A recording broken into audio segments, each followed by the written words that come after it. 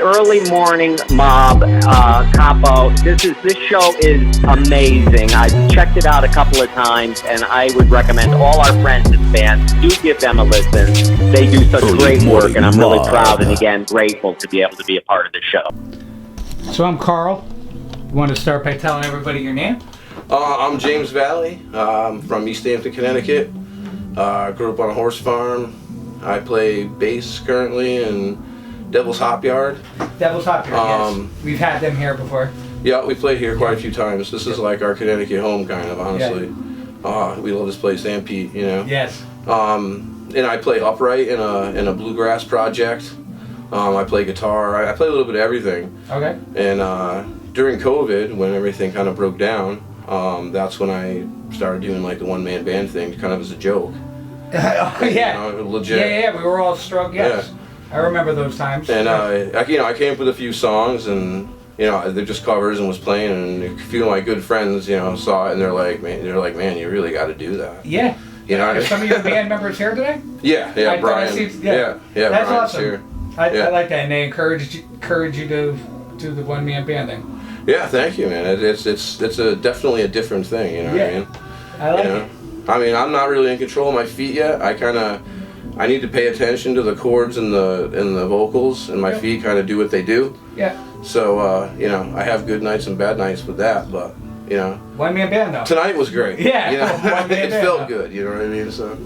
So, what makes your work different than when you're... Do you plan on maybe making a whole album, or is this going to continue to be more like a joke thing? I do. I actually have a couple originals I already have as the setup. Jimmy V and the Nobodies. I'm not currently playing them out live just because I haven't recorded them or anything yet. Yep. So, and I'm a little, you know what I mean? I'd rather have my stuff in order before I start throwing things around, you know what I mean? You only get one chance to make a first impression. Yeah, you know what I mean? And just with the way that, things are in the business. And what, so you play the bass in Devil's Hop Yard? I do, yeah. Okay, do you write the parts for that, or does actually I do, yeah. Everything that they have recorded right now, I've been in the band for two years now, so everything that we have recorded was with they at the time had a different bass player, and the actual guitar player did a bunch of the bass tracks. So there's bass in all the recordings you're going to find on YouTube and Spotify and all that, but it's minimal bass. So when Brian got a hold of me a few years ago, it was kind of nice because it was wide open. There was minimal bass in there, and I play the hell out of the bass and that stuff now. Yeah. So that band is currently, we're going to be re-recording some of their older songs, incorporating myself and the new drummer that we have in the project now. So it's not like the solo thing was because I had to third person, of course, make my own melodies and stuff and write, so there was no conflicts and stuff like that. Not at all. The one-man band thing was actually, it just started as boredom. Like you said, the COVID thing. We're all trying to make way and do things live. And a few good friends of mine, were just over, and that I respect, all their musicians, and they were just like, dude, you need to do this. You know what I mean? They were like, you need to. What's your creative process when you're creating your music? There's a couple different, you know what I mean? I mean, I personally, I'm kind of like I'm not an avid practicer. I'm not, I definitely use music for a therapeutic thing for myself, you know? Same here. Depending on what I'm going through my life, sometimes I need those blinders, and, sometimes I need that pigeonhole and that, and that rabbit hole to go into to kind of give myself an outlet when stuff, is going down, So it's funny, I'll go years without really creating much, and then I'll just have spurts of a need. Creativity. You know what I mean? Yes. And it just and it usually pops like that for me. You know what I mean? I've also randomly just like, with friends been sitting around and just fooling around, just wrote some of the, a few of the best songs that I've ever written in any of the stuff that I've been in many bands, in my 48 years. Yep. I've been playing since I was probably about 15. Yep. So, and I've seen a lot of musicians and grown off of a lot of musicians in that time. Yep. And this thing is just conglomerate of it all. Yeah. You know, I kind of love everything. You know, in my iPod, you're literally gonna get. Well, that's the next question. What's your musical influences? I mean, it's literally like, you know, Bob Marley to Pantera. You know, it's, you know, growing up I was a skateboarder. You know, a BMX guy. Okay. I raced for the Connecticut State team here. Cool. You know, in BMX, like 87, 88. And I find most people are a little bit more open to listening to different types of music and stuff. Yeah, hardcore was a big thing when I was younger. You know, you had like you kind of had like your Boston punk, and then you had like your Misfits, New York. You know what I mean? So just like, you know, all that kind of early ska. You know, all that stuff is big influences of mine just from being a kid. Yep. And you know, of course, a bunch of metal, and then, you know, growing up on a horse farm, you know, a little bit of country and bluegrass. You know, always kind of just permeated because it was there, you know. So yeah, one of the first guys that I was talking to tonight was kind of like saying F genres, and I agree totally. If you think about it, music kind of started over a campfire with the drum. Yeah. So once you get that melody going with the drum, I mean, you can just add your little spice. Well, I'll be honest. I think personally, our like New England thing. You know, it's funny. We have a bunch of friends that are, you know, we have a bunch of friends that are on a label, the Salt of the Earth guys and all those guys. And I know Scott Harrington was asking a bunch of people what like is the New England sound, you know, and it kind of made me think about like that actual question. You know what I mean? And I think New England is just such a, you have so many different like kinds of music, and they're so close to each other. And then you also have a people that like, you know, like New England contractors and New England, like, you know, we're like whalers. We're like, New England people are no joke. Yep. You know, you know what I'm saying? Yeah. It's not easy life up here compared to other places. Yes. You know what I mean? And people are quick. Fast talking. They're fast talking. They're fast moving. They're serious, and it's deliberate. Yep. And there's a lot of different things, and I think like there's a lot of bands that just have and you hear that even in the middle of bands like Killswitch Engage, and like, you know what I mean? You have, you know, good lyrics and content, but you also have that like raw, you know what I mean, just by the music, like these dudes might beat the shit out of you, you know, and go hunt a whale, you know, I don't know. You know what I mean? I like it's like lots of different music, and I mean, I collect still classical vinyls, like classical. I'm talking about orchestra, like Philadelphia Orchestra and shit. I like that. But I find mostly like the pockets that I like the most are grunge, boom bap, hip hop, like the dirty hard stuff, like. Yeah. But it's also, like you said, because of the vibes, and I guess music is the great reader of the room, if you will, of those emotions and that raw emotions, you know what I mean? And up here in New England, we want it quick, we want it fast, we want it now, and we're done with it, we're gonna jump to the next thing. I think if it's loud, we like it. You know? That's the only caveat. And there's, you know, and there's all kinds of, you know, it's a very vast musical, you know, community that we have, you know what I mean? It really is, and it's all close. I mean, going up to Boston, we've done great shows up with like bands like Sepsis and stuff up in like Nashua, New Hampshire and stuff. I remember the first time that Brian, you know, we went up there with the Devil's Hop Yard. I'm like, we're going. I think it wasn't in Nashua. I think it was in Manchester. And I was like, we're going to Manchester, New Hampshire to play a show. Sure. I mean, I'm like, what's this? Sure. You know, and you know, we get up there, and I think it was at the Jewel.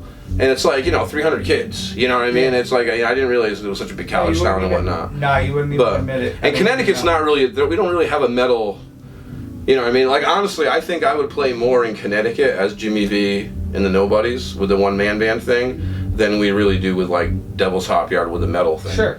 You know, because it's just, Connecticut has traditionally been like, you know, Black Eyed Sally's blues scene, and great players in that, but, you know, it wasn't really a metal scene. I mean, you had those breakthrough people. You have New Haven, and you have Hatebreed, and the G-Souls, and the Dead by Wednesday, and like, you know, I mean, those type of bands that were around, but there's not a big metal scene really in Connecticut, you know, that I, you know, was part of. Yeah. You know, up north, you know, they like all that stuff. Yeah. So. Well, also though, with that said, so Vermont, right? And you wouldn't be thinking Vermont would be big on rap, right? Mm-hmm. So out of all my class, I went to school actually for broadcasting and journalism. And the kid that's actually the most successful and still doing radio, I obviously don't do radio. He actually went to Vermont. He's having a hell of a time, and he was the first, like at first, Vermont, Vermont, and it's huge. Again, another part of New England. In Vermont, depending on where you're at, in Vermont, you got a lot of time to think. Sure. You got a lot of time to sort out some stuff. Sure. And, you know what I mean? And plan them out. Not everything needs to be so fast paced. That's you know. So where do you like to see concentrate? And so I let you take this more because this is more of like a whole band thing. Yeah. Would you like to see more of your fans concentrating on like their social medias and getting those views up, or live music coming to see you? 100%. I think live music is a thing right now. You know, I mean, and social media is a great tool. It's a great thing. You know, I have a lot of friends that, you know, I probably wouldn't be in contact with, that I, you know, almost have a daily, weekly relationship with, that I wouldn't regularly if it wasn't for some social media and whatnot. But it also, I think, makes people be able to grab everything easier. So, you know, they're not going to come see the band tonight because they know we're going to have the whole thing on the GoPro and you know, on social media tomorrow. So, and you know, I definitely think that one thing that music is kind of, I mean, there's never any way that music would be in danger of not being the entity that it is. But I think there's definitely a lack in people coming out to support live music and Sure. especially original acts. You know, I've always said I'd rather 10 real fans, maybe they buy some of your merch, whatever it is, than 100 fake view fans, you know? Yeah, no, I mean, I'd agree. I would agree 100% with that. Where can we find your work? And it could be, you could plug both bands, one band, whatever you want. I have, you can find me all over the place. If you just look up James F. Valley, you know, on I think it might be Jim Valley on Instagram. But if you hit the Facebook, you'll be able to find me everywhere else. I've been in, you know, several projects. If you want to really check it out, I have a YouTube channel with a bunch of stuff on there. I play bass currently in metal band Devil's Hop Yard. I have an original project that was all original music called A Filthy Fiasco, which was recorded about 4 years ago. You'll find that like on YouTube and that kind of stuff. We recorded actually at it was the Manhattan School of Music. I think it was about probably like 4 years ago. There's some good stuff on there from that band. Cool. And that's a trio. I play guitar and sing, a bass player and a drummer. And we have an album we put out, and that's on you know, every major Spotify, you know, all that stuff. Pandora, it's on there. That's A Filthy Fiasco. And then I'm currently playing in Devil's Hop Yard, which is also on all major. No Place Like Hell is there. Brian wrote a lot of these songs 13 years ago. Yep. Got a hold of me about 2 years ago, and I've been with him that long, and you know, we put them out probably about a little over 2 years ago. They put it out, and that's on all major stuff. And then Jimmy V and the Nobodies is the one-man band thing, and I'd say probably by this time next year, you're gonna have like a 5 or 6 song EP. Nice. You know, from me, you know, with that. I just kind of, like I said, I want to get my ducks in order, in a row, and you know, I want to make sure I own everything that I'm doing before it's out. And, that's important. You know, that's important. Some people don't understand that part about being, you know, the music side. All right, so before we let you go, me and Capo are doing a little mixtape. Yeah. And we're going to actually do one that's going to have other people send in beats, and then we'll get other people on. But these were my beats, and we're shopping around, everybody's down, and it's cool. But then you hit them up, and you're like, okay, so this is going to be a nice 50-50 split, and that's cool, right? Where's your ASCAP to sign you up, to fill you in for your composer side?